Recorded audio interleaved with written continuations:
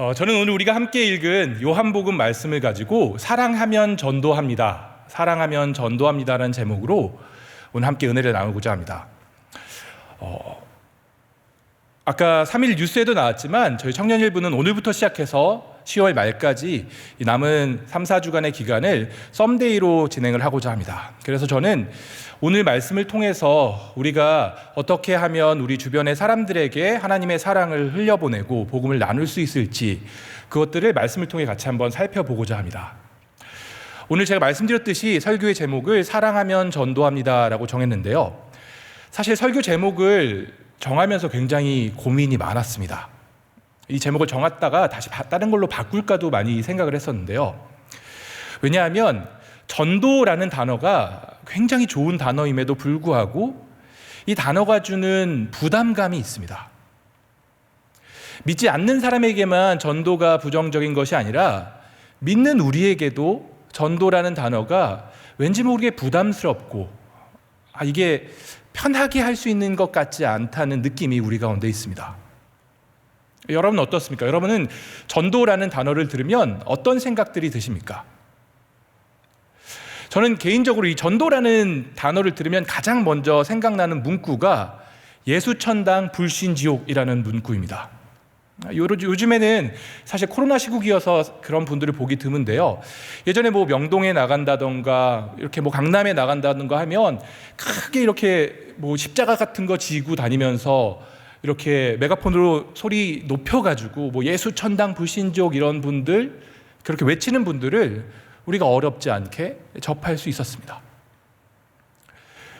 또 하나 저에게 이렇게 전도에 대해서 생각할 때 가장 먼저 떠오르는 이미지가 지하철에서 이렇게 전도하시는 분들입니다.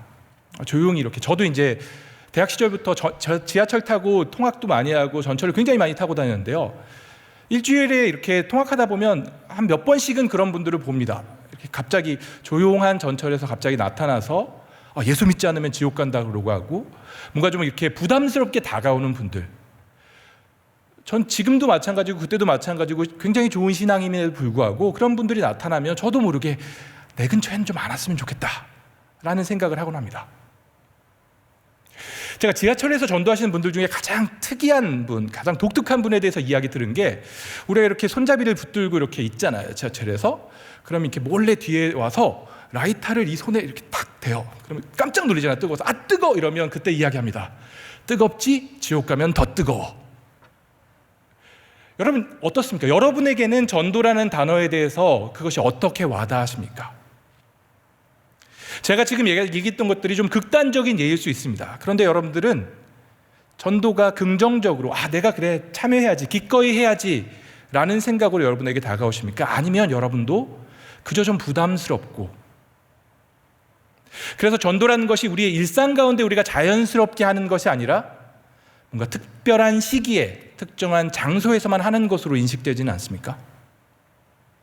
여름과 겨울에 우리가 제주나 통영에 선교 갔을 때 혹은 대만이냐 일본처럼 멀리 선교지로 떠났을 때 거기서는 전도하지만 막상 내 주변의 친구들에게 우리 가족에게 복음을 전하라고 하면 어떻게 해야 할지 모르겠고 그저 부담스럽고 두려운 마음이 드시진 않으십니까? 저는 오늘 설교를 통하여서 어떻게 하면 우리가 그렇게 전도에 대한 좀 부정적인 이미지를 내려놓고 우리 삶 가운데서 우리 주변의 사람들에게 하나님에 대한 이야기를 내가 경험한 하나님의 사랑을 흘려보낼 수 있을지에 대해서 함께 이야기 나누고자 합니다. 특별히 저는 오늘 설교를 우리가 이 전도에 대한 이야기들을 크게 3가지 단어를 중심으로 살펴보고자 합니다. 그것은 바로 경험하라, 관계하라, 도전하라입니다. 우리 한번 따라해 볼까요? 경험하라, 관계하라, 도전하라. 우리가 우리 주변에 있는 사람에게 복음을 전하고자 할 때 우리 가운데 가장 필요한 첫 번째가 바로 경험하라입니다. 우리는 누군가에게 하나님을 전하기에 앞서서 내가 먼저 하나님을 충분히 누리고 그분의 사랑을 경험할 필요가 있습니다. 사실 너무나도 당연해 보이는 이 이야기에 대해서 우리가 그렇지 못한 경우가 참 많은 것 같습니다.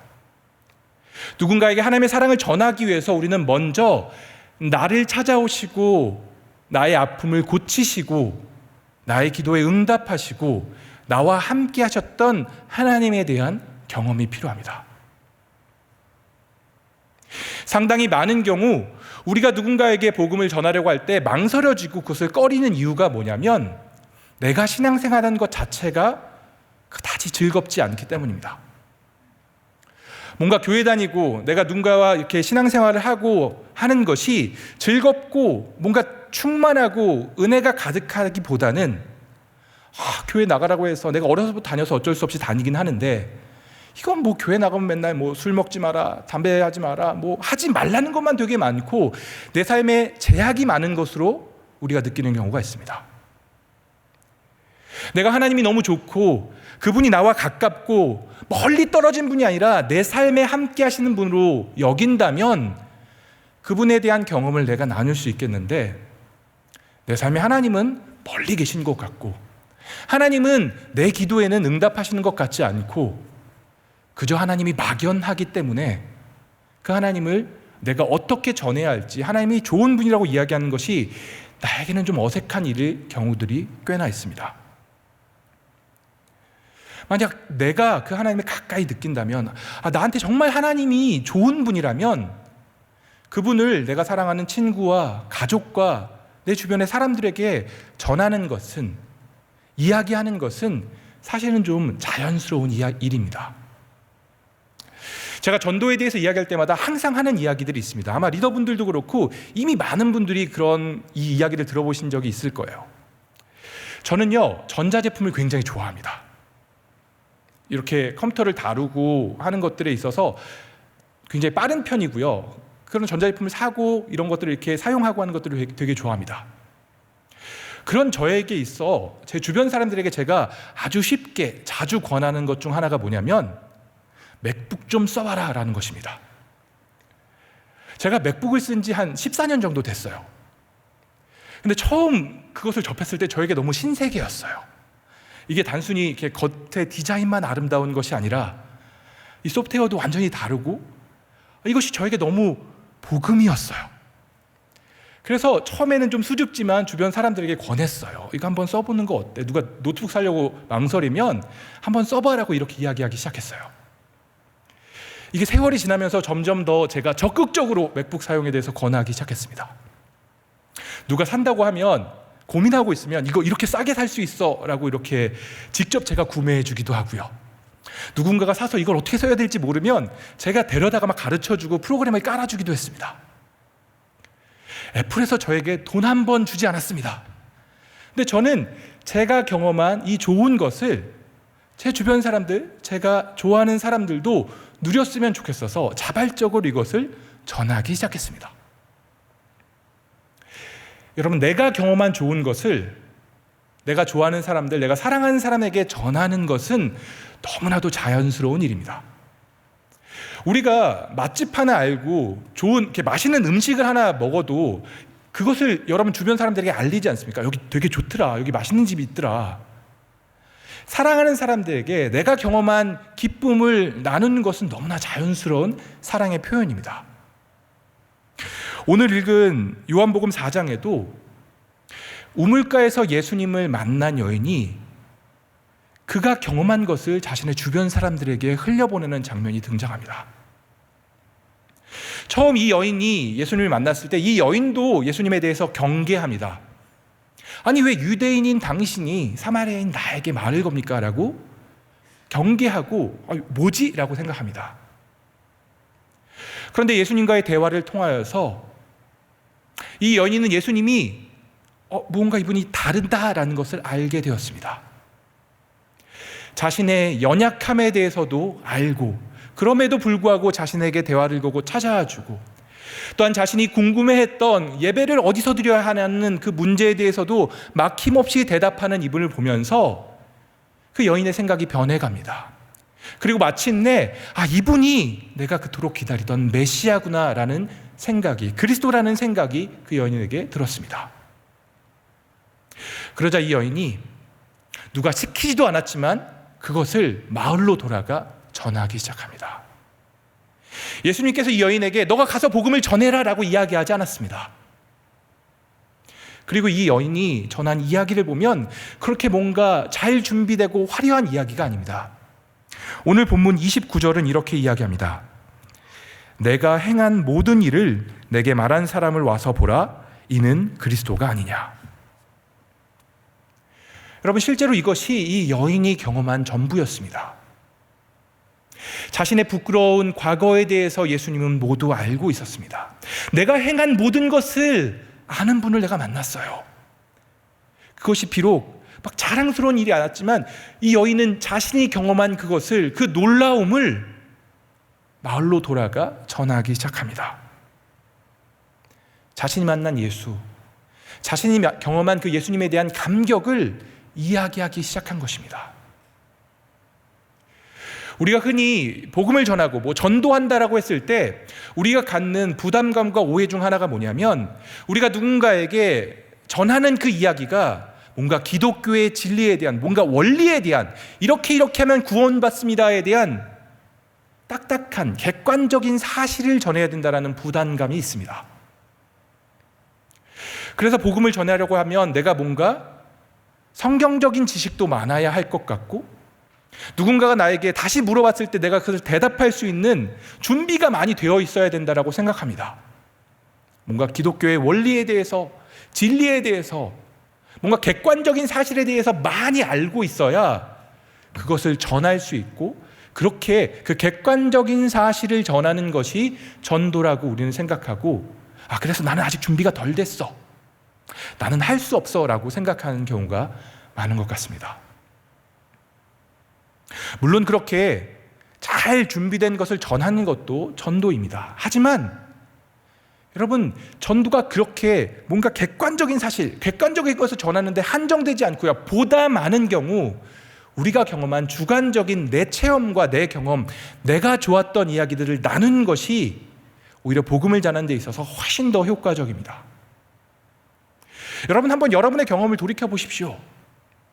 누군가가 여러분에게 뭔가 복음은 이런 것이야, 너 이렇게 해야 구원받는다라는 사실을 전해줘서 거기에 반응해서 우리가 교회에 나오기보다 오히려 훨씬 많은 경우 그냥 친구가 너 한번 교회 가볼래? 가면 좋아? 라는 그 초대에 응답해서, 혹은 여러분 주변에 뭔가 교회를 다니면서 경험한 은혜를, 그 삶을 살아가는 사람의 모습을 통하여서, 혹은 가족들의 권유를 통하여서, 그들의 아주 개인적인 이야기들을 통하여서 그 말에 반응해서 교회를 나온 경우가 훨씬 더 많을 것입니다.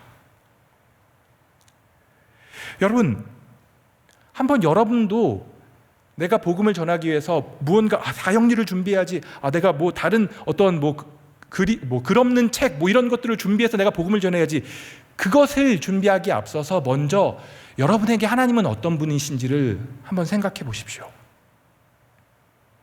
여러분이 지금까지 살아오면서 가장 하나님이 나에게 가까웠던 경험은 어떤 경험입니까? 여러분들이 힘들 때 여러분들을 위로하셨던 하나님에 대한 기억이 있으십니까? 여러분은 왜 이 교회에 다니고 계십니까? 분명히 여러분에게도 하나님에 대한 기억이, 하나님에 대한 경험이, 하나님이 함께 하셨던 그 은혜가 있기 때문에 여러분이 계속해서 신앙생활을 한다고 생각합니다. 그렇다면 여러분의 주변의 사람들에게 한번 그런 이야기들을 조금씩 꺼내 보십시오. 처음부터 너무 진지한 이야기, 대단한 은혜, 내가 죽다 살았어 이런 이야기, 그런 간증이 여러분들에게 없어도 괜찮습니다.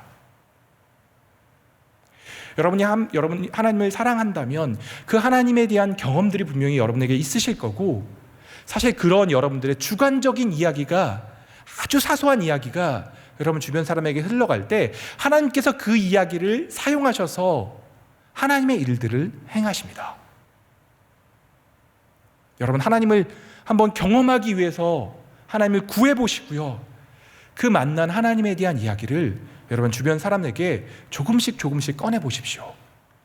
하나님께서 분명 그렇게 여러분들을 찾아오시고 여러분이 전하는 그 여러분의 이야기를 통하여서 일하실 것입니다. 이처럼 우리가 복음을 흘려보내기 위해 가장 중요한 첫 번째는 우리가 먼저 하나님을 경험하는 것입니다. 두 번째로 우리가 누군가에게 복음을 전하기 위해 필요한 요소는 관계하는 것입니다. 우리가 누군가에게 복음을 전하기 위해 우리에게 정말 중요한 것은 우리의 주변 사람들, 하나님을 알지 못하는 자들, 우리 주변에 있는 이웃과 친구와 가족과 함께 사랑하며 살아가는 것입니다. 우리가 아무리 하나님에 대한 분명한 경험이 있고 우리에게 나눌 이야기가 있어도 막상 우리 주변에 있는 사람들이 전부 교회 다니는 사람이고 믿는 사람이라면 사실 우리가 복음을 전하는 것에 있어서 많은 제한과 한계가 있습니다. 우리가 이렇게 첫 번째로 제가 이렇게 이야기하면서 복음을 전할 때 오해 중 하나가 뭔가 객관적인 사실, 객관적인 진리를 전하는 것이다 라는 것이 우리가 있는 전도에 대한 오해라고 했는데요. 그것과 마찬가지로 또 한 가지 우리 가운데 있는 전도에 대한 오해가 뭐냐면 전도는 낯선 사람에게 하는 것이다 라는 것입니다.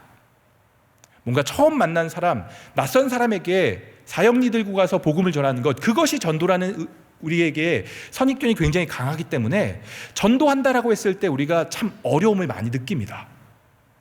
여러분은 그렇지 않습니까? 여러분 누군가 낯선 사람에게 이렇게 복음을 전하는 것이 여러분에게 뭐 이렇게 쉬운 일입니까? 저에게도 어려운 일이더라고요.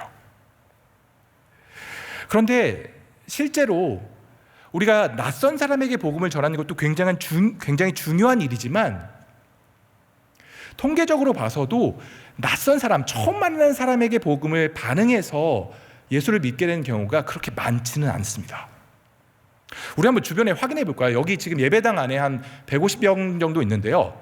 한번 용기 내서 한번 제 질문에 한번 답해 주시겠어요? 혹시 내가 교회를 다니기 시작한 것이 정말 처음 만난 사람, 낯선 사람이 나에게 전해준 복음에 내가 반응해서 예수님을 영접했습니다 라는 분 있으신가요? 한번 손 들어서 표시해 주시겠어요? 굉장히 귀한 일인데. 네. 여러분들 주변에 들려보시면 별로 손을 드신 분이 없어요. 실제로 NCD라는 자연적 교회 성장이라는 단체에서 교회에 등록하신 분들 한 14,000명 정도를 대상으로 그분들이 어떻게 교회에 나오게 됐는지를 이렇게 설문조사를 했을 때 낯선 사람, 처음 만난 사람에게 내가 복음을 듣고 교회에 왔습니다 라고 한 것이 한 1% 미만이라고 통계로 나와 있습니다. 물론 그분들이 낯선 사람에게 복음을 듣고 또 믿는 사람, 친구들을 통하여서 교회를 나오게 된 경우는 많이 있었어요. 그래서 우리가 낯선 사람에게 복음을 전하는 것이 결코 헛된 일이 아닙니다. 하지만 정말 중요한 것은 우리가 이렇게 누군가 모르는 사람에게 다가가고 그들에게 복음을 전하는 것이 우리 가운데 참 힘든 일이라면 우리가 정말 중요하게 생각해야 할 것이 뭐냐면 믿지 않는 내 친구, 믿지 않는 내 직장 동료, 믿지 않는 우리 가족과의 관계입니다. 우리가 그 관계를 소중하게 생각하고 그 관계를 깊이 나아가고 사랑하기 위해서 애써야 합니다. 아마 이런 이야기 들으면 아니 무슨 관계가 자연스러운 거지 뭘 관계를 위해서 애써야 됩니까? 라고 생각하시는 분들도 있을 거예요.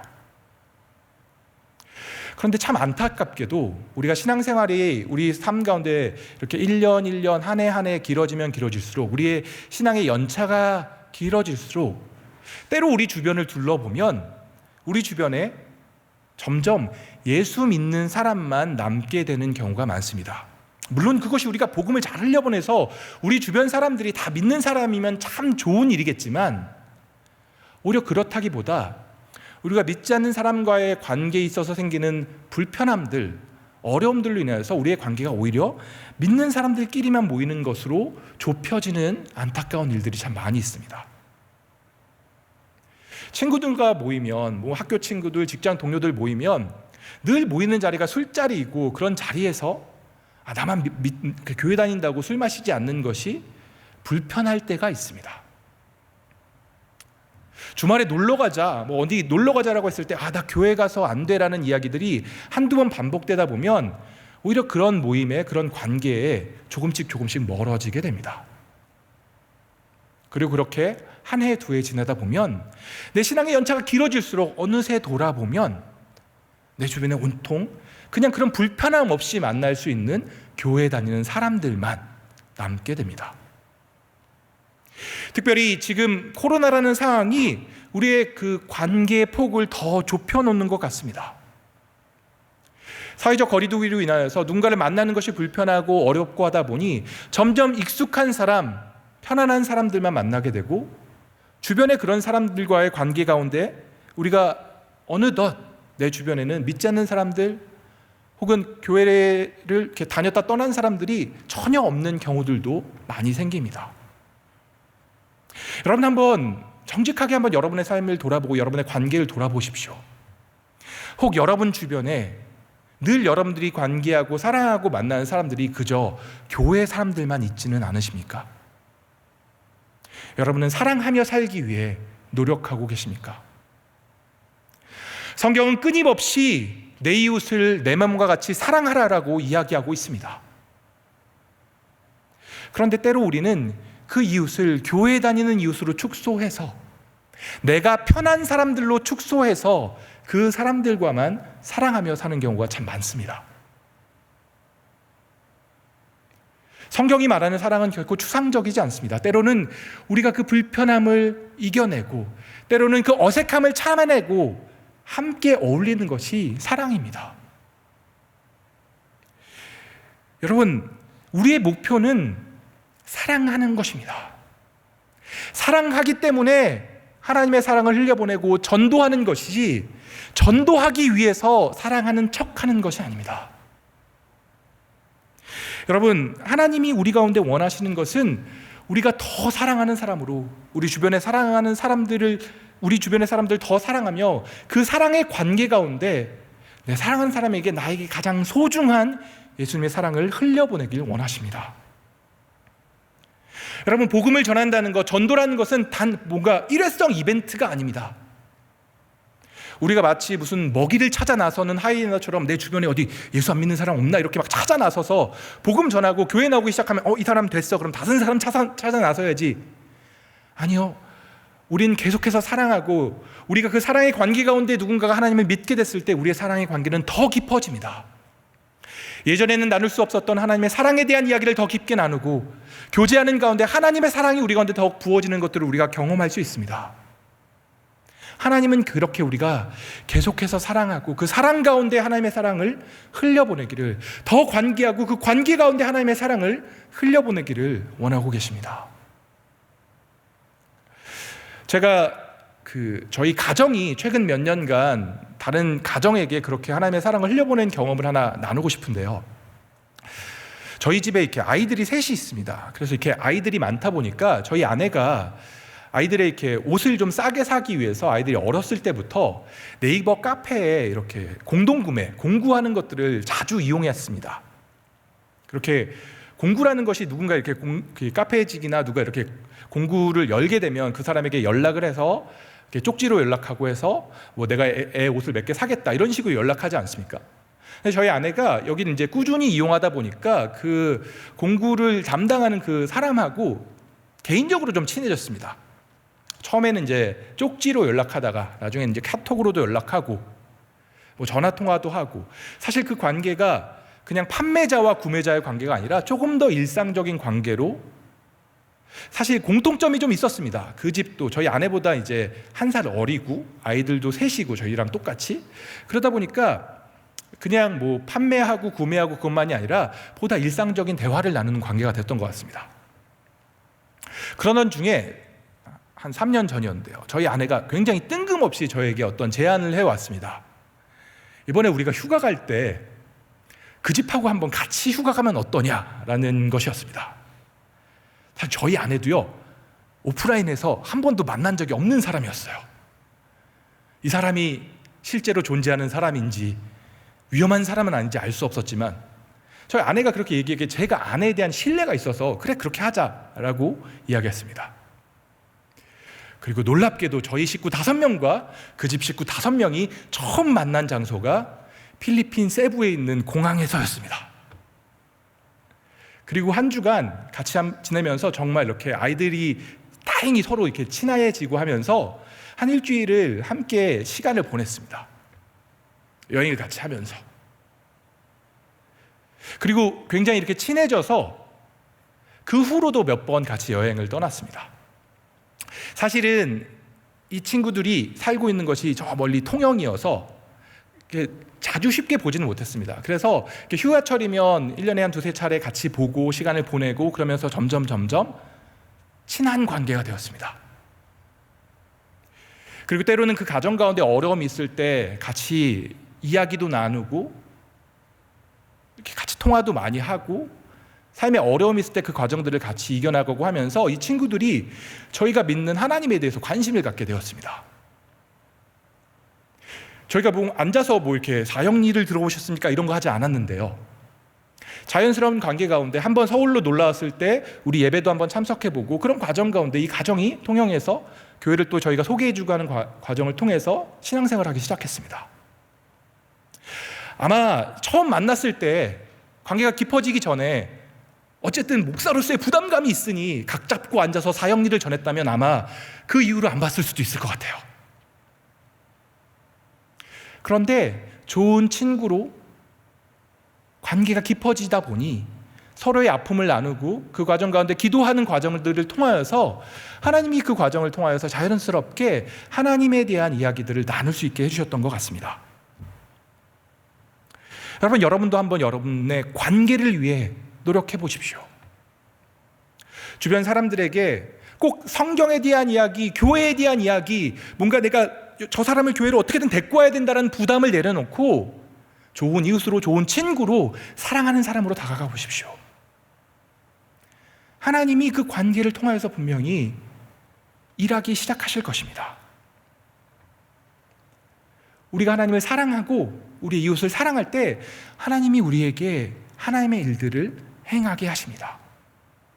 여러분, 그러니 여러분이 사랑해야 할 이웃이 누구인지, 사랑해야 할 친구가 누구인지, 하나님이 나에게 사랑하라고 보내준 그 사람이 누구인지 고민해 보시고요.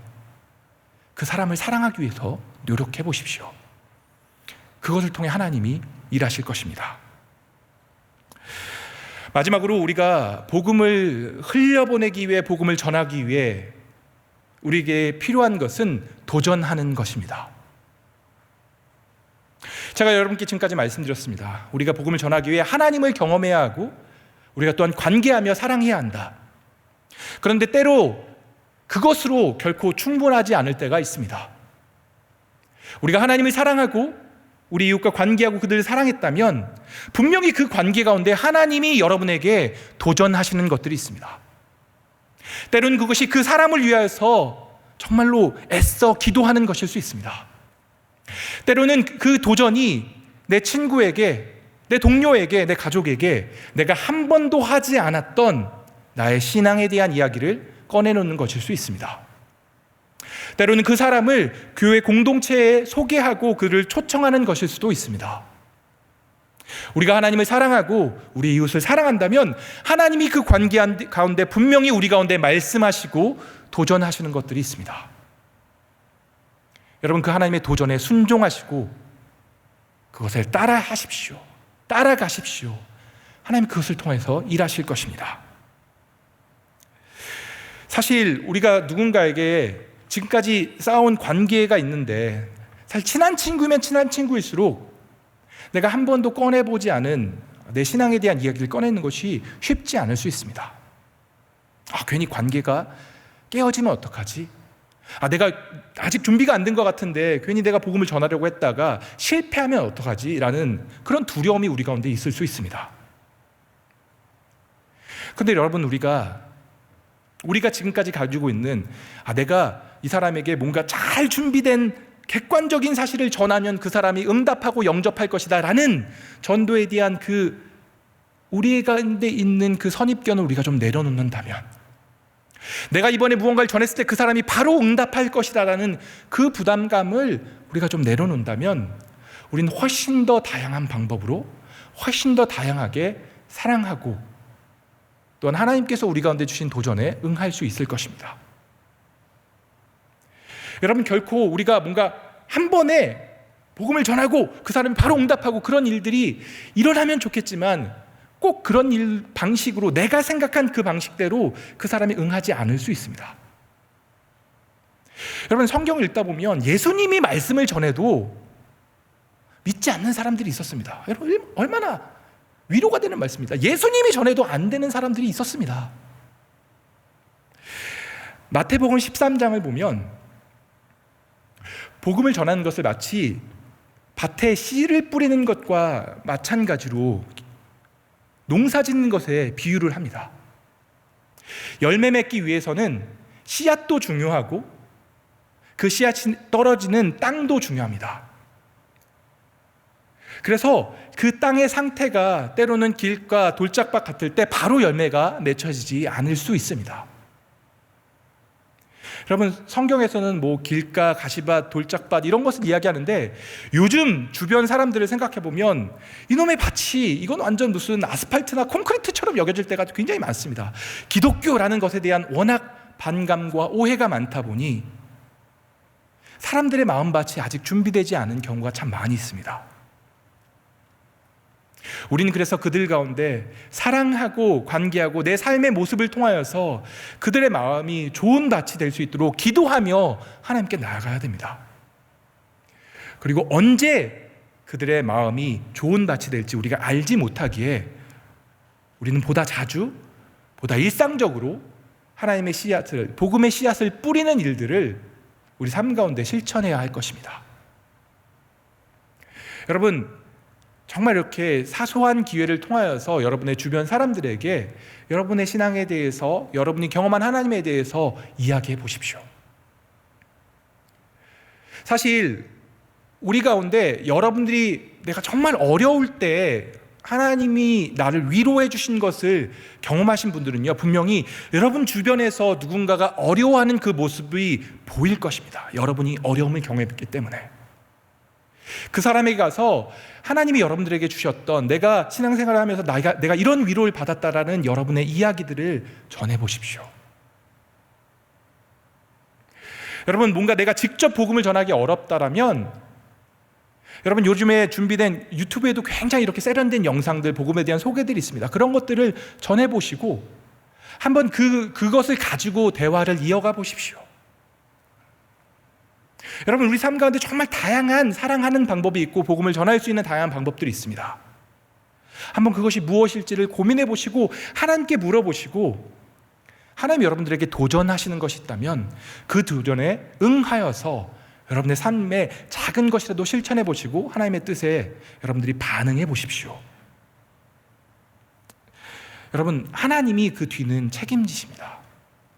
우리가 반드시 잊지 말아야 할 것은 이 복음을 전하는 과정이 우리의 어떠함, 우리의 얼마나 우리가 말을 잘하고 얼마나 잘 설득하고 있는 것이 아니라 이것이 영적인 문제라는 것입니다. 기도가 필요하고요, 하나님께서 그 사람의 마음을, 성령께서 일하셔서 그 사람의 마음을 바꿔주셔야 복음에 응답하며 돌아오는 일들이 있을 수 있습니다. 여러분은 그저 하나님께서 주시는 작은 도전에 응답하고 순종해 보시고요, 나머지 모든 책임은 하나님께 맡기시면 됩니다. 이제 말씀의 결론을 맺도록 하겠습니다. 저는 오늘 말씀을 통하여서 우리가 어떻게 복음을 전할 것인가에 대해서 3가지로 여러분들에게 말씀드렸습니다. 경험하라, 관계하라, 도전하라. 여러분, 이제 우리가 오늘부터 시작해서 10월 말까지 썸데이를 진행할 것입니다. 저는 오늘 설교를 들은 여러분들이 그저 여러분들 그래, 그렇지, 뭐라도 해야지 라는 막연한 생각으로 그저 멈춰있지 않았으면 좋겠습니다. 저희가 이번에 이 썸데이 준비하면서 작정서를 여러분들 혹시 들어오시면서 받으셨을지 모르겠는데 이렇게 준비해 보았습니다. 한번 이미지를 준비되었으면 좀 띄워주시겠어요? 이 썸데이 작정서인데요, 앞면에 이렇게 아름다운 그림이 준비되어 있고요, 뒷면을 보시면 한번 다음 그림 띄워주시겠어요?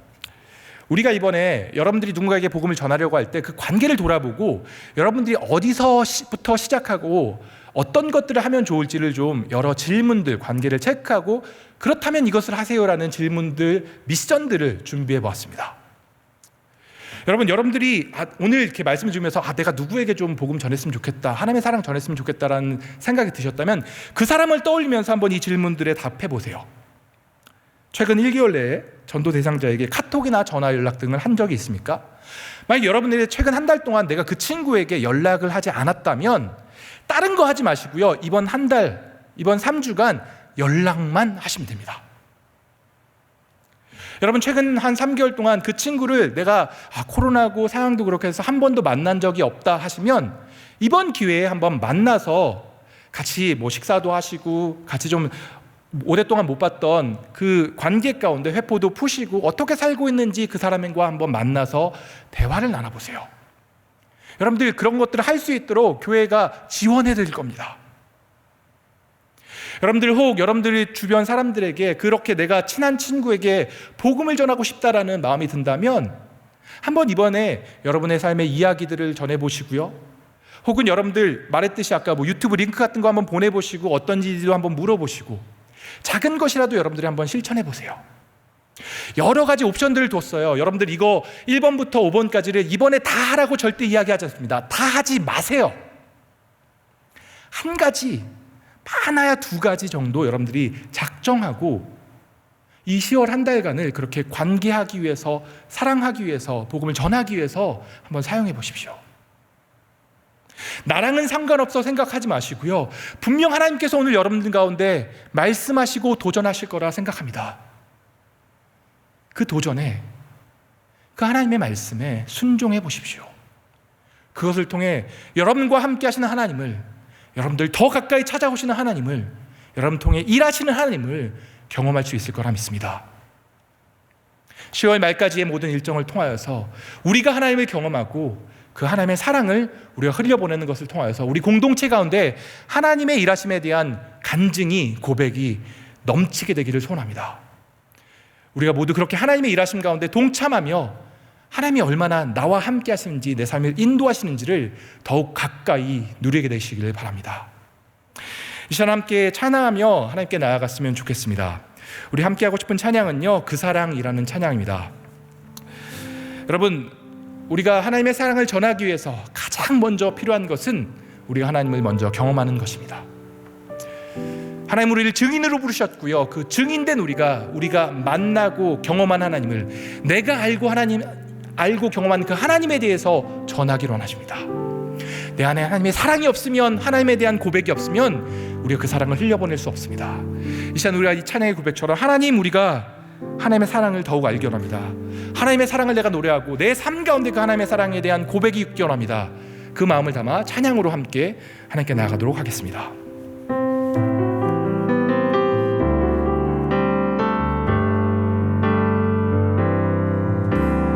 아버지 사랑 내가 노래해,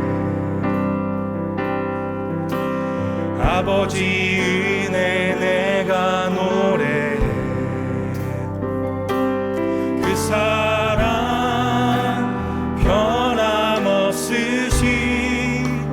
거짓 없으신, 성실하신 그 사랑,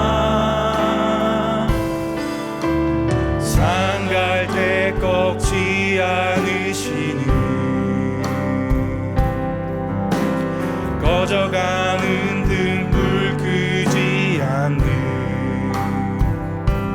그 사랑, 변함없으신, 거짓 없으신, 성실하신 그 사랑,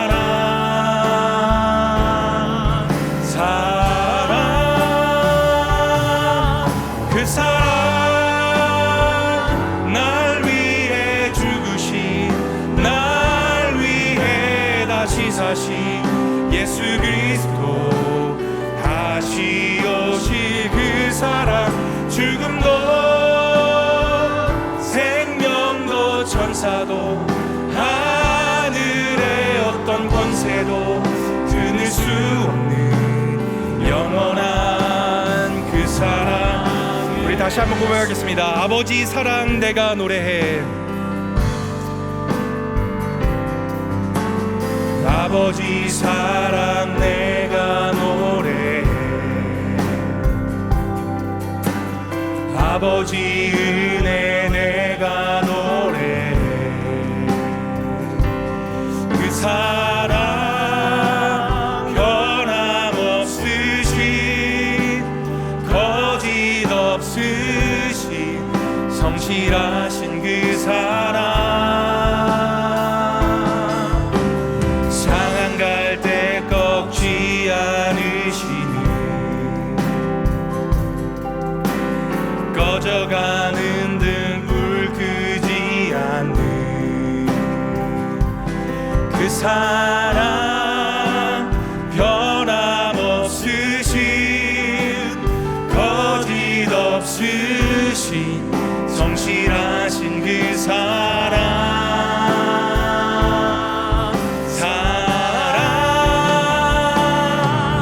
그 사랑 날 위해 죽으신 날 위해 다시 사신 예수 그리스도 다시 오실 그 사랑 죽음도 생명도 천사도 하늘의 어떤 권세도 끊을 수 없는 영원한 그 사랑 날 위해 죽으신 날 위해 다시 사신 그 사랑 날 위해 죽으신 날 위해 다시 사신 예수 그리스도 다시 오실 그 사랑 죽음도 생명도 천사도 하늘의 어떤 권세도 끊을 수 없는 영원한 그 사랑 예수. 이 시간 우리가 하나님께 나가서 기도할 때 먼저 좀 하나님의 사랑을 구하며 기도했으면 좋겠습니다. 하나님, 우리 가운데 하나님의 사랑을 좀 부어주십시오. 하나님, 내가 그 하나님의 사랑을 더욱 경험하기 원합니다. 하나님, 혹 이 자리 가운데 있으면서 여전히 하나님의 사랑 가운데 가득하기보다 뭔가 좀 메마르고 내 삶 가운데 요즘 하나님이 어디 계신지 모르겠고 하나님으로부터 좀 멀리 떠난 사람들이 있습니까? 다른 무엇보다 하나님의 사랑을 좀 구하며 하나님 날 좀 채워달라고, 그 사랑이 나에게 부어지고 나에게 넘치는 하나님의 은혜가 나에게 경험되게 해달라고 하나님의 사랑을 구하면서 좀 기도했으면 좋겠습니다. 또한 나아가 기도할 때 하나님, 내가 그 경험한 하나님의 사랑을 내 안에 가둬둔 것이 아니라 내 주변의 사람에게 좀 흘려보낼 수 있게 하나님 나에게 함께하여 주십시오. 하나님, 내가 사랑해야 할 사람이 누군지 알게 하시고 관계하고 사랑하고 하나님의 사랑을 흘려보낸 자로 날 좀 사용해 주십시오. 그렇게 하나님의 일 가운데 하나님께 순종하는 가운데 나를 채우시는 나와 함께 하시는 하나님의 사랑을 내가 더욱 경험하게 해주십시오. 우리가 나에게 부으시는 하나님의 사랑을 구하고 또 그 사랑을 흘려보내게 해달라고 하나님께 나아가 한번 하나님께 나아가 기도하도록 하겠습니다. 기도하시겠습니다. 하나님, 우리 가운데 함께 하시고 하나님의 사랑을 우리 가운데 부어주시옵소서. 하나님, 내가 메마르지 않도록 하나님의 사랑을 나에게 더욱 부어주시옵소서. 하나님, 사랑하며 살라고 말씀하신 하나님, 내 안에 그 하나님의 사랑이 없으면 내가 사랑할 수 없는